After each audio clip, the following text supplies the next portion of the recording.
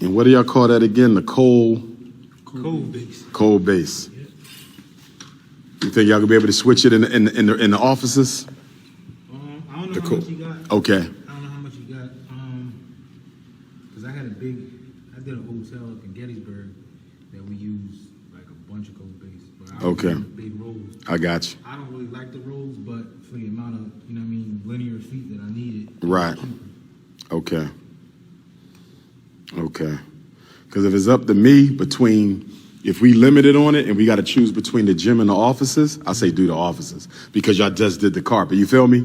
Give it that nice finish.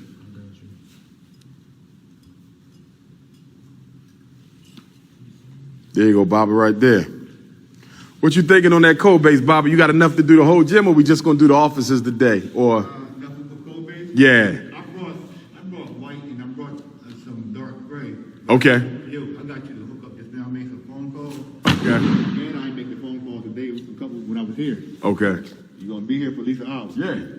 This bull coming down here, his name is Mookie. Uh huh. He owns half of Chester. Okay. He's probably younger than you.